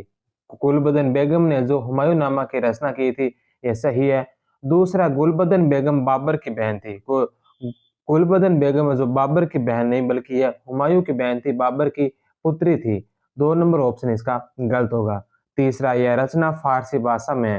हुमायूंनामा जो फारसी भाषा में लिखी गई और इसकी रचना अकबर के काल में हुई थी। तो ये 1, 3 और 4 सही है। 2 नंबर इसका गलत होगा। गुलबदन बेगम बाबर की बेटी थी, हुमायूं की सौतेली बहन, हिंदाल की सगी बहन, अकबर की बुआ। बाबर की मृत्यु के समय ये 8 साल की थी। इसके पति का नाम खिजर ख्वाजा खां था। नेक्स्ट क्वेश्चन है कि मध्यकालीन इतिहास लेखन में सर्वप्रथम धर्मनिरपेक्ष शब्दावलियों के प्रयोग की शुरुआत किसने की? मध्यकालीन इतिहास लेखन में सर्वप्रथम धर्मनिरपेक्ष शब्दावलियों के प्रयोग की शुरुआत किसने की थी? अबुल फजल ने। The number option. Next question है तेवरनियर के संबंध में कौन से कथन सही है? तेवरनियर के बारे में कौन कौन से कथन सत्य हैं? पहला कथन है कि उसने कम से कम 6 बार भारत की यात्रा की थी। ट्रेवेनियर ने कम से कम 6 बार भारत की यात्रा की थी। द सिक्स वॉयजेज ट्रेवेनियर की पुस्तक है। द सिक्स वॉयजेज जो ट्रेवेनियर की पुस्तक है उसने कोहिनूर का विवरण दिया है। ट्रेवेनियर ने कोहिनूर का विवरण दिया है, ये बात भी सत्य है। 4 नंबर ऑप्शन है कि उसने अंग्रेजों के भारत में एक प्रमुख शक्ति के रूप में उभरने की जानकारी दी। ट्रेवेनियर ने अंग्रेजों की नहीं बल्कि ट्रेवेनियर ने जो डचों के भारत में एक प्रमुख शक्ति उभरने की जानकारी दी थी, अंग्रेजों की नहीं डचों की जानकारी दी थी। इसलिए 4 नंबर ऑप्शन इसका गलत होगा। 1, 2 और 3 सही है। 6 नंबर ऑप्शन। उसने डचों के दक्षिणी भारत में प्रमुख शक्ति के रूप में उभरने की जानकारी दी। वह अंतिम बार 80 वर्ष की उम्र में भारत आया। नेक्स्ट क्वेश्चन है कि कौन सा विदेशी यात्री यात्रा हेतु अपने घर छोड़ने की तुलना पक्षी के घोंसले छोड़ने से करता है? कौन सा विदेशी यात्री है जो यात्रा करने हेतु अपने घर छोड़ने की तुलना पक्षी के घोंसला छोड़ने से करता है? तो इब्न बतूता। बे नंबर ऑप्शन। नेक्स्ट क्वेश्चन है कि निम्नलिखित कथनों पर अब विचार कीजिए। पहला है कि तारीख अकबरी की रचना आरिफ कंधारी ने की थी। तारीख अकबरी की रचना जो आरिफ कंधारी ने की थी, ये सही है। दूसरा कि वह पानीपत के दूसरे युद्ध का प्रत्यक्षदर्शी था। वह पानीपत के दूसरे युद्ध का जो प्रत्यक्षदर्शी था, यह भी सही है। तो दोनों सही, the number option. Next question है travellers in the Mughal empire. Travellers in the Mughal empire किसका यात्रा वृतांत है? Travellers in the Mughal empire किसका यात्रा वृतांत है? बर्नियर का। 6 नंबर ऑप्शन। नेक्स्ट क्वेश्चन है कि निम्नलिखित में से कौन सी पुस्तक फिरोज तुगलक की आत्मकथा है? फिरोज तुगलक की आत्मकथा कौन सी है? तो फिरोज तुगलक की आत्मकथा फुतुहात फिरोज शाही। बे नंबर ऑप्शन। फुतुहात फिरोज शाही 32 पृष्ठों की छोटी सी किताब है जो कि फिरोज तुगलक की आत्मकथा है। तारीख फिरोज शाही जियाउद्दीन बर्नी ने भी लिखी है और शमसे सिराज अफीफ ने भी लिखी है। सीरत फिरोज शाही का लेखक अज्ञात है। नेक्स्ट क्वेश्चन है कि कृष्णदेवराय को किस मुगल शासक ने भारत का सर्वाधिक शक्तिशाली शासक बताया? कृष्णदेवराय को कौन से मुगल शासक ने भारत का सर्वाधिक शक्तिशाली शासक बताया था? बाबर ने। बाबर ने अपने आत्मकथा में। नेक्स्ट क्वेश्चन है कि विलियम हॉकिंस के साथ भारत आने वाला यात्री जिसने फतेहपुर सीकरी के बुलंद दरवाजे को सारी दुनिया में सबसे ऊंचा और भव्य बताया, जामा मस्जिद को पूर्व की सर्वश्रेष्ठ मस्जिद कहा और लाहौर को पूर्व का सबसे बड़ा शहर कहा। विलियम हॉकिंस के साथ भारत आने वाला वह यात्री कौन था जिसने फतेहपुर सीकरी के बुलंद दरवाजे को सारी दुनिया में सबसे ऊंचा व भव्य बताया, जामा मस्जिद को पूर्व की सर्वश्रेष्ठ मस्जिद और लाहौर को पूर्व का सबसे बड़ा शहर कहा था? तो यह कहा था विलियम फिंच ने। नेक्स्ट क्वेश्चन है कि निम्नलिखित में से किस किस विदेशी यात्री ने विजयनगर साम्राज्य में सती प्रथा का विवरण दिया है? सती प्रथा का विवरण किसने दिया था? फर्नोवो नूनीज ने, दुआर्ते बारबोसा और निकोलो कॉन्टी। इन तीनों ने ही है जो विजयनगर साम्राज्य में सती प्रथा का विवरण दिया है। द नंबर ऑप्शन 1, 2 और 3।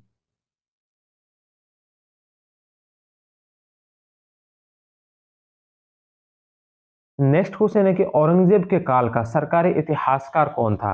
औरंगजेब के काल का सरकारी इतिहासकार कौन था? कासिम सिराजी। ए नंबर ऑप्शन। मोहम्मद कासिम सिराजी ने आलमगीरनामा लिखी। इसमें औरंगजेब के शासनकाल के प्रथम 10 वर्षों का इतिहास लिखा है। इसी बुक से एक पुस्तक हातिम खान ने भी लिखी है। नेक्स्ट क्वेश्चन है कि निम्नलिखित में से कौन सा यात्री पुर्तगाली नहीं था? कौन सा यात्री जो पुर्तगाली नहीं था? फर्नांडो नूनीज, डोमिंगो पेस और दुआर्ते बारबोसा। ये तीनों ये जो पुर्तगाली थे। वहीं फ्रांसिस्को पेलसट है जो यह डच यात्री था, नीदरलैंड्स या हॉलैंड का। पेलसट डच यात्री। The number option. Next question है कि किस इतिहासकार को हुमायूं ने अमीर ए अकबर की उपाधि दी थी? अमीर ए अकबर की उपाधि हुमायूं ने कौन से इतिहासकार को दी थी? तो यह दी थी ख्वांद मीर को। ए नंबर ऑप्शन। ख्वांद मीर ने हबीब उस सियार नामक प्रसिद्ध पुस्तक लिखी थी। नेक्स्ट क्वेश्चन है कि दक्षिणी भारत की यात्रा करने वाले निम्न यात्रियों के आने का सही क्रम क्या है? दक्षिणी भारत के यात्रा करने वाले निम्न यात्रियों के आने का क्रम, सबसे पहले इसके अंदर जो नाम दे रखा है दुआत्रे बारबोसा। दुआत्रे बारबोसा जो 1500 से 1518 के मध्य यात्रा की थी। दूसरे नंबर पर है निकोलो दे कॉन्टे। निकोलो दे कॉन्टे ने 1420-22 के मध्य भारत की यात्रा की थी। तीसरे नंबर पर है डोमिंगो पेस। डोमिंगो पेस है जिन्होंने 1520 से 22 के मध्य भारत की यात्रा की। और चौथे नंबर पर है फर्नांडो नूनीज। फर्नांडो नूनीज ने जो 1535 से 37 के मध्य भारत की यात्रा की। तो इसमें जो सबसे पहले नंबर पर आएंगे वो आएंगे निकोलो द कॉन्टी, जो 1420-22 में भारत पहुंचे थे। एक नंबर पर निकोलो कॉन्टी, उसके पश्चात दुआर्ते बारबोसा बारबोसा जिन्होंने 1500 से 1518 के मध्य। तीसरे नंबर पर डोमिंगो पेस जो 1520 से 22, और चौथे नंबर पर फर्नांडो नूनेज जो 1535 से 37। 2, 1, 3 और 4 बे नंबर ऑप्शन। नेक्स्ट क्वेश्चन है कि शाहजहां ने मोहम्मद अमीन कज़विनी की जगह किसे राज्य के इतिहासकार बनाकर पादशाहनामा लिखने की जिम्मेदारी दी? शाहजहां शाहजहां ने मोहम्मद अमीन कज़विनी की जगह किसे राज्य के इतिहासकार बनाकर पादशाहनामा लिखने की जिम्मेदारी दी थी? अब्दुल हमीद लाहौरी को। अब्दुल हमीद लाहौरी को जिम्मेदारी दी। उसकी मृत्यु के बाद उसके शिष्य मोहम्मद वारिस ने पादशाहनामा को पूरा किया। नेक्स्ट क्वेश्चन है कि अकबरनामा के संबंध में निम्नलिखित में से कौन सा कथन असत्य है? अकबरनामा के संबंध में कौन सा कथन है जो असत्य है? सबसे पहला ऑप्शन है कि इसकी रचना अबुल फजल के द्वारा फारसी भाषा में की गई थी। यह रचना 3 खंडों में विभाजित है। इसके पहले खंड में आदम से लेकर अकबर के जीवन के 30 वर्षों का इतिहास है। इसके दूसरे खंड का नाम आईन अकबरी है। तो आईन अकबरी इसके दूसरे खंड का नाम नहीं, बल्कि इसके तीसरे खंड का नाम है आईन अकबरी। इसलिए ड नंबर ऑप्शन इसका गलत होगा।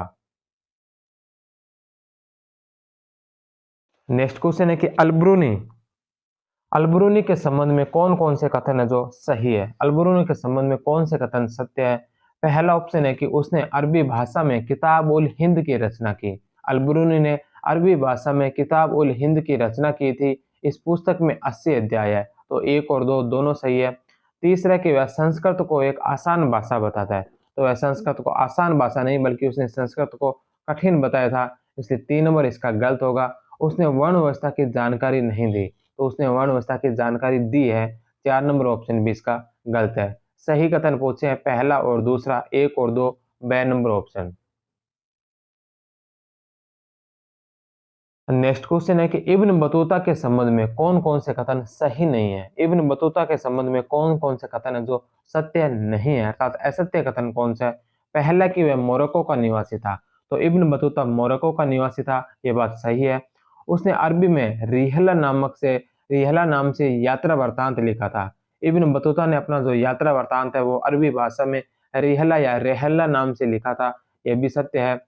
उसके कार्यों का लेखन करने के लिए इब्न जुजाई को नियुक्त किया गया, यह भी सत्य है। उसने कभी चीन की यात्रा नहीं की। तो उसने चीन की यात्रा की थी 1345 में। क्वानजाऊ चीन का एक जगह है क्वानजाऊ, उस क्वानजाऊ की यात्रा की थी। तो 4 नंबर ऑप्शन इसका गलत होगा। असत्य कथन पूछा है केवल 4, 6 नंबर ऑप्शन इसका राइट आंसर है।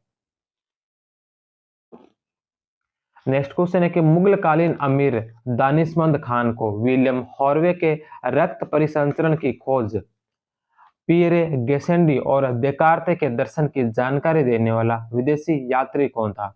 मुगल कालीन अमीर दानिशमंद खान को विलियम हॉर्वे के रक्त परिसंचरण की खोज, पियरे गेसेंडी और देकार्ते के दर्शन की जानकारी देने वाला विदेशी यात्री कौन था? तो यह था बर्नियर।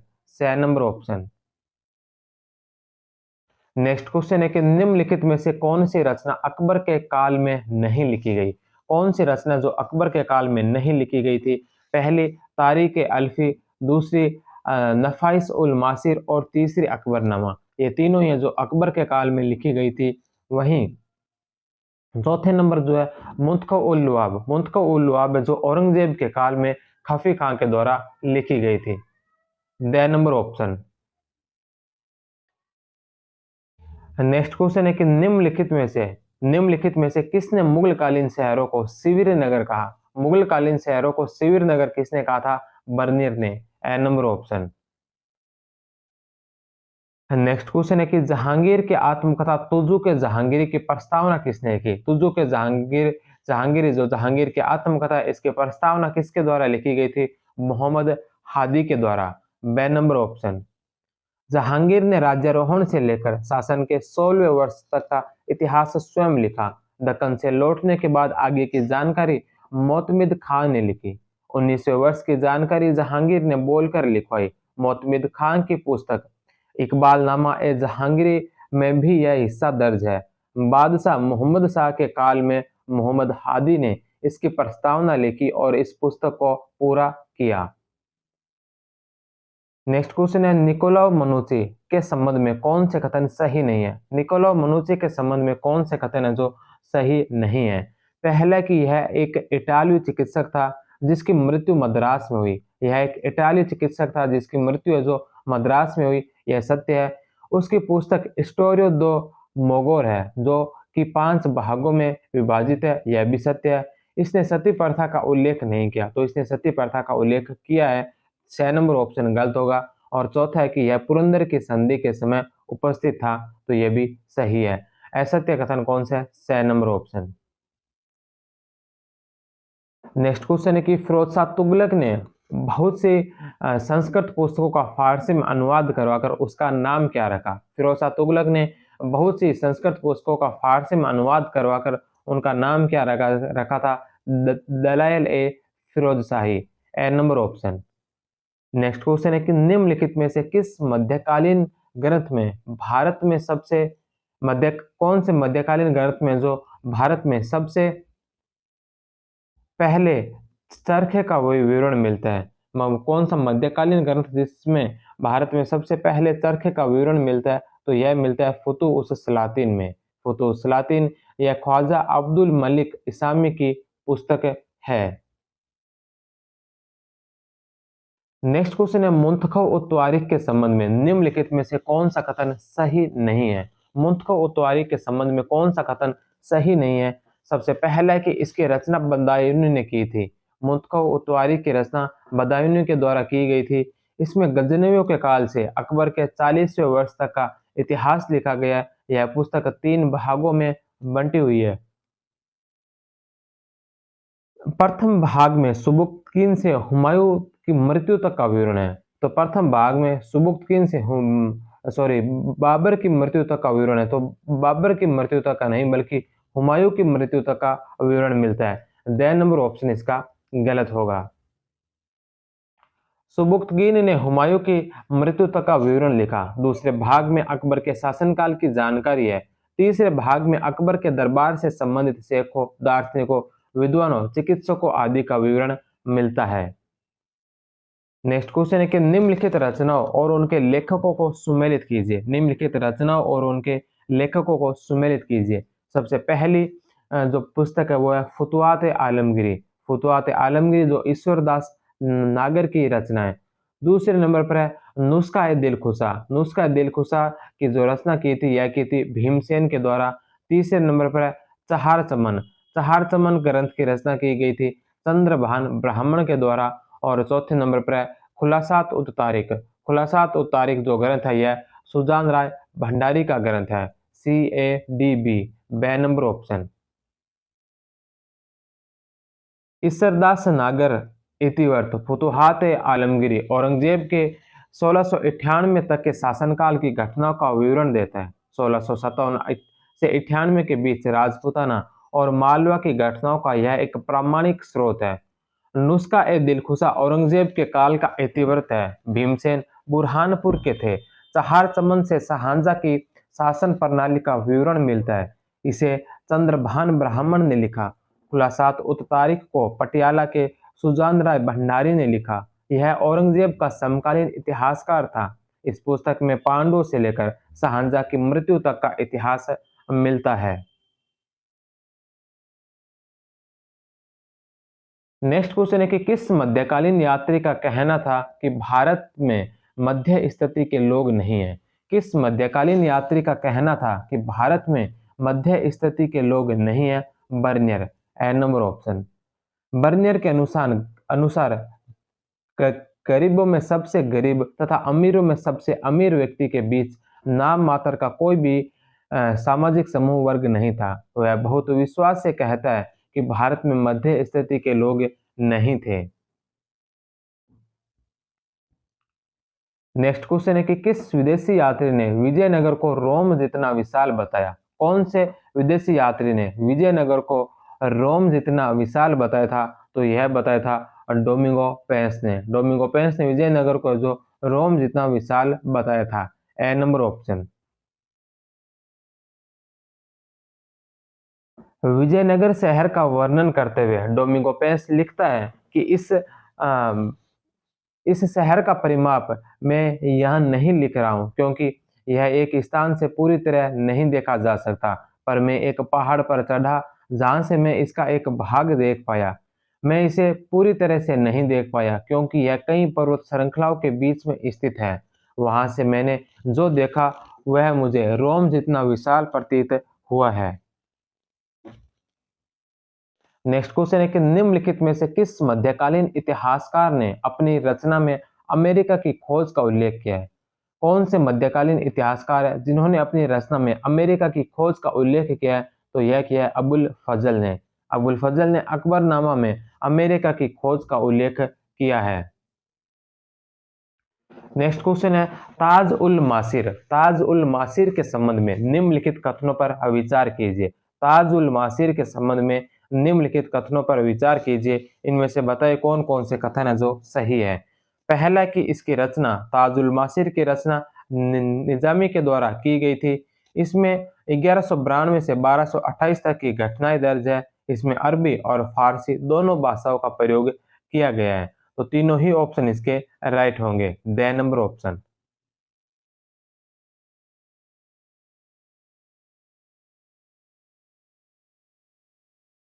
पुस्तक अरबी से प्रारंभ होती है, फिर अचानक घटनाओं का विवरण देते समय फारसी भाषा का प्रयोग दिखाई देता है, फिर पुनः अरबी में लेखन शुरू किया जाता है और इस प्रकार यह रचना अरबी और फारसी दोनों भाषाओं में लिखी गई है।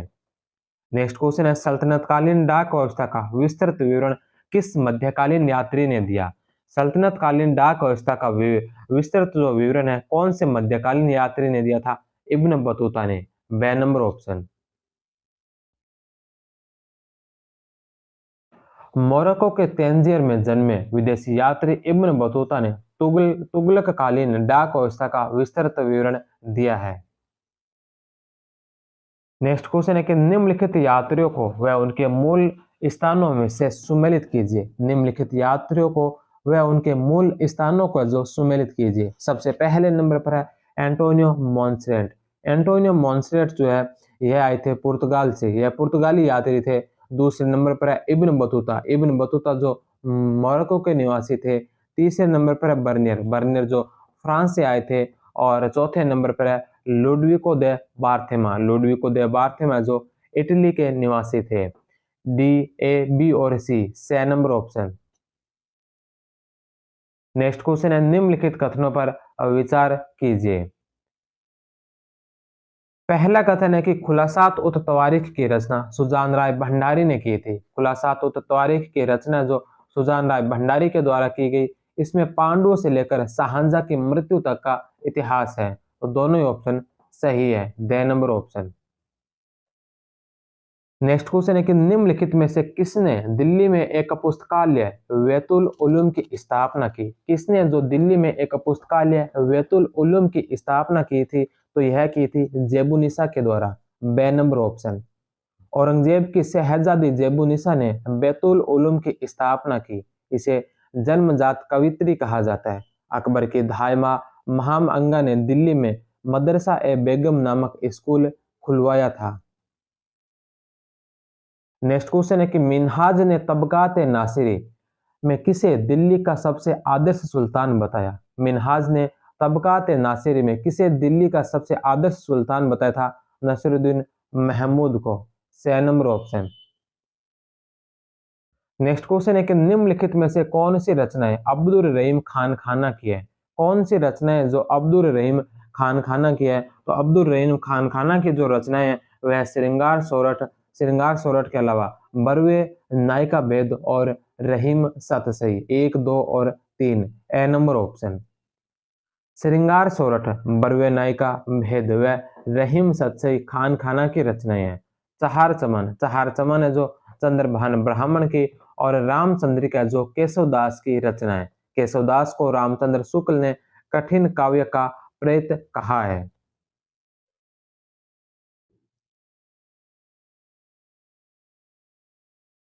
नेक्स्ट क्वेश्चन है कि निम्नलिखित कथनों पर विचार कीजिए। पहला कि अकबरनामा को पूरा करने में अबुल फजल ने 7 वर्ष का समय लिया था।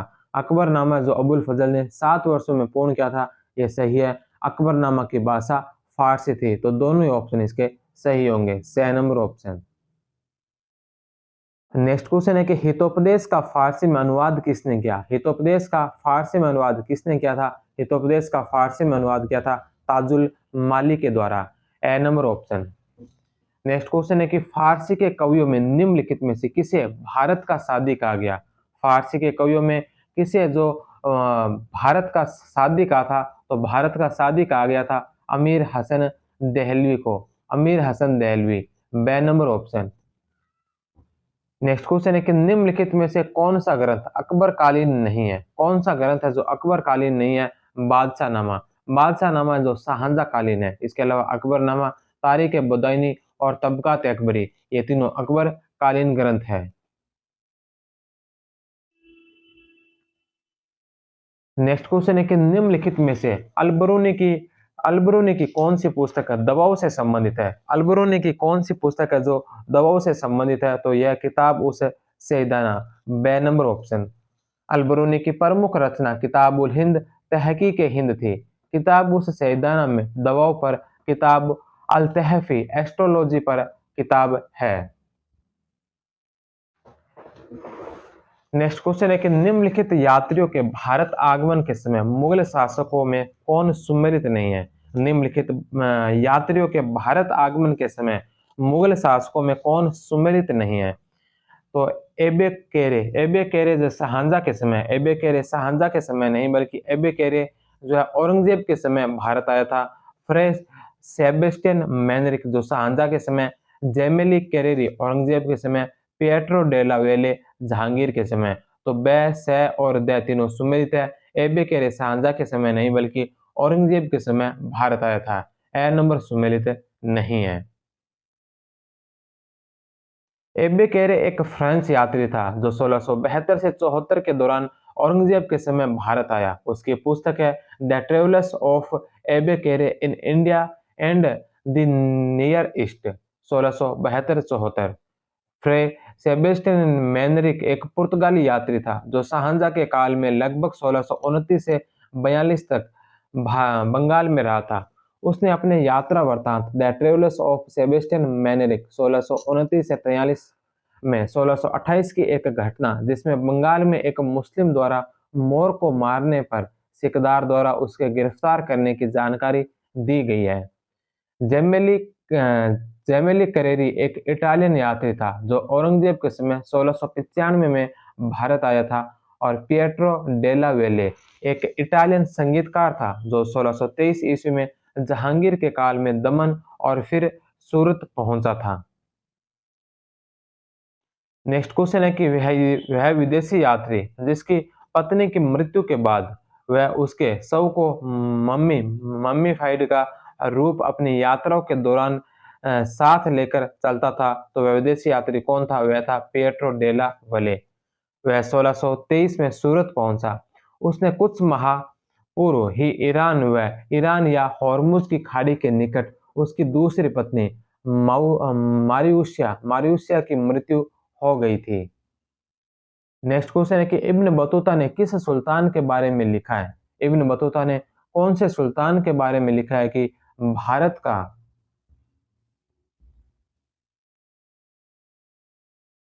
भारत का सुल्तान स्वाभाविक रूप से विदेशियों को पसंद करता है और उन्हें सम्मानित करने के लिए उन्हें विशेष रूप से गवर्नर और उच्च अधिकारियों के रूप में नियुक्त करता है। तो किसके बारे में लिखा था इब्न बतूता ने। मोहम्मद बिन तुगलक के बारे में।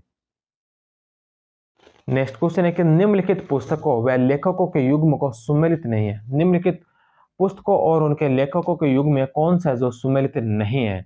सबसे पहले नंबर पर है the history of India as told by its own historians.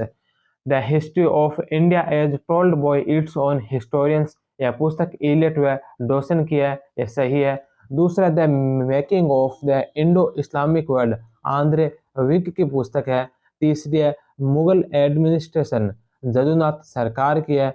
Fall of the Mughal empire, fall of the Mughal empire जो रोमिला थापर की नहीं बल्कि यह भी जदुनाथ सरकार की पुस्तक है, इसलिए द नंबर ऑप्शन इसका गलत होगा।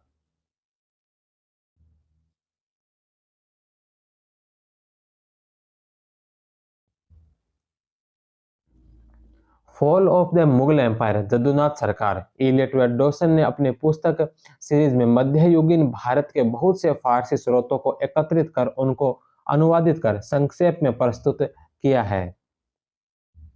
नेक्स्ट क्वेश्चन है कि निम्नलिखित रचनाओं व रचनाकारों में कौन सा सुमेलित नहीं है। निम्नलिखित रचनाओं व रचनाकारों में कौन सा है जो सुमेलित नहीं है। सबसे पहला Babar Stanley Lanepoole history of India under Babar and Humayun जो डब्ल्यू एरिक्सन की, Akbar the great Mughal Vincent इन स्मिथ की। तो ये तीनों सुमेलित है।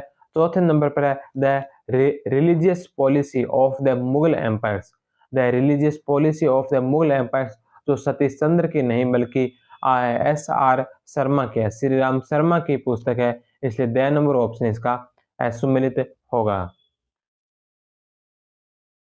नेक्स्ट क्वेश्चन है कि कश्मीर के शासक और बाबर के चचेरे भाई मिर्जा मोहम्मद हैदर दुगलत की फारसी में लिखी गई वह पुस्तक जिसका एन एलिस और ई डेनिस रोस ने history of the Mughal of central Asia नाम से अंग्रेजी अनुवाद किया था। तो यह पुस्तक कौन सी थी जिसका अंग्रेजी अनुवाद किया गया? तो यह थी तारीख ए रसीदी, द नंबर ऑप्शन। तारिक ए रसीदी इसमें मिर्जा मोहम्मद हैदर ने हुमायूं की अफीम की आदत के बारे में बताया। उसने बिलग्राम के युद्ध में हुमायूं की तरफ से भाग लिया था। उसने हुमायूं को कश्मीर बुलाकर पुनः हिंदुस्तान विजय की सलाह दी। तज़किरात उल वाक़ियात अकबर के काल में फारसी में जौहर आफ्ताबजी ने इसकी रचना की। यह हुमायूं का बावर्ची था, अतः हुमायूं के जीवन की घटनाओं की इसमें जानकारी दी गई। तारिक ए निजामी तबकात अकबरी अकबर के मीर बख्शी निजामुद्दीन अहमद उर्फ ने उर्फ निजामी की 9 अध्यायों में बंटी पुस्तक में अकबर के शासन के 39 वर्ष का इतिहास है। निजामी ने खलीफा के षड्यंत्र का उल्लेख किया है। तारीख ए अल्फी जो इस्लाम के 1000 वर्ष पूर्ण होने के उपलक्ष्य में अकबर के आदेश पर 7 लेखकों ने मिलकर पुस्तक को इस पुस्तक को लिखा था। अबुल फजल ने इसकी प्रस्तावना लिखी, हालांकि वह उन 7 लेखकों में नहीं था। नेक्स्ट क्वेश्चन है कि निम्नलिखित में से अमीर खुसरो की किस पुस्तक में अलाउद्दीन के दक्षिणी अभियानों की विस्तृत जानकारी है?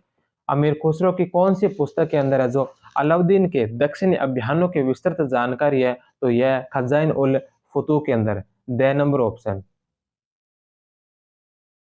खजाइन उल फतूह इसे तारीख अलाई भी कहते हैं और यह अमीर खुसरो की गद्य में लिखित 3 पुस्तकों में से एक है। इसमें अलाउद्दीन खिलजी की उपलब्धियों, दक्षिणी अभियानों, दक्षिण के बाजारों का उल्लेख है। नूह सिपेर निजामुद्दीन औलिया की प्रशंसा से शुरू होने वाली इस पुस्तक में मुबारक शाह खिलजी के शासन का उल्लेख हुआ है। किरान उस सादेन केकुबाद के कहने पर रची गई इस मसनवी में केकुबाद व बुगरा खां की भेंट की जानकारी मिलती है। मिफ्ता उल फतूह इसमें जलालुद्दीन के काल की जानकारी है और मलिक छज्जू के विद्रोह की जानकारी भी इसमें मिलती है। नेक्स्ट क्वेश्चन है कि निम्नलिखित पुस्तकों और लेखकों में कौन सा सुमेलित नहीं है? निम्न पुस्तकों और लेखकों में कौन सा है जो युग्म सुमेलित नहीं है? सबसे पहले नंबर पर ए नंबर ऑप्शन में Mughal painters and their workers जो सोमनाथ वर्मा की है। Early travels in India William Foster की है। 6 नंबर अकबर ऑफ हिंदुस्तान जो पार्वती शर्मा की है। और चौथे नंबर पर है औरंगजेब ए ट्रेजेडी है जो प्रोफेसर हबीबुल्लाह की नहीं बल्कि जॉन ट्राइटेन की रचना है। तो द नंबर ऑप्शन इसका गलत होगा। औरंगजेब ए ट्रेजेडी जॉन ट्राइटेन की रचना है जिसमें वह मुराद की पत्नी मेलिसिंडा की सती होने का विवरण करता है। नेक्स्ट क्वेश्चन है कि निम्नलिखित में से किस राज्य को मैगस्थनीज और मुस्लिम लेखकों ने माबर नाम से लिखा? किस राज्य को मैगस्थनीज और मुस्लिम लेखकों ने माबर नाम से लिखा है? पांडे को, 6 नंबर ऑप्शन। नेक्स्ट क्वेश्चन है लखन सेन पद्मावती कथा किसकी रचना है? लखन सेन पद्मावती कथा है जो किसकी रचना है? यह है दामोदर कवि की। ए नंबर ऑप्शन दामोदर कवि द्वारा 1459 ईस्वी में राजस्थानी भाषा में रचित है। नेक्स्ट क्वेश्चन है सोहबराम रुस्तम की कथा किस महाकाव्य में वर्णित है? सोहबराम रुस्तम की कथा है जो कौन से महाकाव्य में वर्णित है? शाहनामा में। बे नंबर ऑप्शन। नेक्स्ट क्वेश्चन है दिल्ली सुल्तानों के शासनकाल के संबंध में निम्नलिखित ऐतिहासिक मसनदों का सही अनुक्रम क्या है? सही अनुक्रम इनमें सबसे पहले नंबर पर किरान उस सादेन जो अमीर खुसरो की पुस्तक है जो 1289 के अंदर लिखी गई थी। 1289 अमीर खुसरो की। दूसरे नंबर पर तुगलकनामा भी अमीर खुसरो की है जो 1320 के अंदर लिखी गई थी। तीसरे नंबर पर है मिफ्ता उल फुतू है जो यह भी अमीर खुसरो की 1291 में लिखी गई। और चौथे नंबर पर है नुह सिपेर भी अमीर खुसरो की है जो 1318 ईस्वी में लिखी गई थी। और इसके अलावा पांचवें नंबर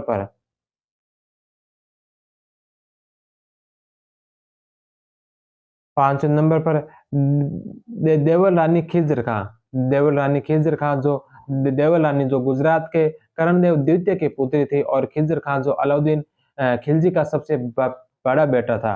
तो देवल रानी और खिज्र खां पर जो मसनवी लिखी गई जो आशिका नाम से लिखी गई यह भी अमीर खुसरो के द्वारा ही लिखी गई थी। तो इनमें जो सबसे पहले नंबर पर आएगी वह आएगी किरान उस सादेन जो 1289 की है। दूसरे नंबर पर इसमें आएगी मिफ्ता उल फुतू जो 1291 की है। तीसरे नंबर पर देवल रानी खिज्र खां जो खिलजी वंश की अलाउद्दीन खिलजी के समय की है। तो चौथे नंबर पर जो आएगी वह आएगी नूह सिपेर जो 1318 ईस्वी की है। और पांचवें नंबर पर आएगी तुगलकनामा जो 1320 ईस्वी की है। तो 1, 3, 5, 4 और 2 ए नंबर ऑप्शन। नेक्स्ट क्वेश्चन है कि निम्नलिखित में से किस पुस्तक में 25 तुर्क दास अधिकारियों की जीवनी दी गई है? निम्नलिखित में से किस पुस्तक में 25 तुर्क दास अधिकारियों की जीवनी है? तो तबकात नासिरी में। बे नंबर ऑप्शन मिनहाज सिराज की तबकात नासिरी में 25 तुर्क दास अधिकारियों की जीवनी दी गई है। नेक्स्ट क्वेश्चन है कि फुतुह उस सलातीन का संबंध किसके इतिहास से है? फुतुह उस सलातीन का संबंध जो किसके इतिहास से है? बहमनी साम्राज्य के इतिहास से। बे नंबर ऑप्शन। नेक्स्ट क्वेश्चन है कि निम्न में से किस मुगल इतिहासकार में प्रत्येक महत्वपूर्ण घटना का विवरण प्रस्तुत करने में 20 से अधिक बुद्धिमान लोगों के लिखित वक्तव्य प्राप्त किए गए हैं? 20 से अधिक बुद्धिमान लोगों के वक्तव्य प्राप्त किए गए हैं। अबुल फजल। ए नंबर ऑप्शन। नेक्स्ट क्वेश्चन है द स्टडी ऑफ मुगल इंसिक्रप्शन का संकलन किसने किया था? तो यह किया था वी.एस. वेंद्रे ने। नेक्स्ट क्वेश्चन है कि निम्नलिखित कथनों पर विचार कीजिए और इनमें से बताना है कि कौन कौन सा कथन है जो सत्य कथन है। सबसे पहले नंबर पर है अबुल फजल के अकबरनामा को मूल रूप से 5 खंडों में लिखने का विचार था। तो ये सही है। अबुल फजल की मृत्यु के पश्चात अकबरनामा के लेखन को मुहब्बिब अली खान ने जारी रखा था। अबुल फजल ने मकतूबात आलमी को लिखा था। तो तीनों ही ऑप्शन इसके राइट हैं। बे नंबर ऑप्शन। नेक्स्ट क्वेश्चन है कि बर्नी के विषय में निम्नलिखित में से कौन सा कथन सही नहीं है? बर्नी के विषय में कौन सा कथन है जो सही नहीं है? असत्य कथन कौन सा है? तो सबसे पहला है कि बर्नी ने तिथि क्रम में गलतियां की थी। कार्य कारण संबंध उसके इतिहास लेखन की मुख्य विशेषता है। उसने तारीख फिरोजशाही की रचना की थी। तो ए, बे और से ये तीनों इसके सही है। द नंबर है कि उसके अनुसार इतिहास घटनाओं का विवरण मात्र है। तो द नंबर ऑप्शन इसका गलत होगा। नेक्स्ट क्वेश्चन है कि 11वीं शताब्दी तक मुस्लिम व्यापारियों द्वारा कश्मीर के राजौरी तक व्यापार के विस्तार का उल्लेख किस विद्वान ने किया? 11वीं शताब्दी तक मुस्लिम व्यापारियों द्वारा कश्मीर के राजौरी तक व्यापार के विस्तार का उल्लेख किस विद्वान ने किया था? तो यह किया था अलबरूनी ने। ए नंबर ऑप्शन। नेक्स्ट क्वेश्चन और आज की इस क्लास का और आज के इस पहले चैप्टर का अंतिम क्वेश्चन है कि गियो डेल मोंडो किसका यात्रा वृत्तांत है? गियो डेल मोंडो किसका यात्रा वृत्तांत है? जेमिली कैरेरी का। जियोवानी फ्रांसिस्को जेमिली कैरेरी इटालियन यात्री था। तो इसी के साथ ही आज की क्लास समाप्त होती है और कल और आज 2 दिन मिला के हमने पहले एक चैप्टर जो मध्यकालीन भारतीय इतिहास के स्रोत का चैप्टर था उसको समाप्त किया। कल की क्लास में हम पढ़ेंगे अरब व तुर्क आक्रमण से संबंधित चैप्टर को। तब तक आप सभी का बहुत बहुत धन्यवाद। जय हिंद, वंदे मातरम।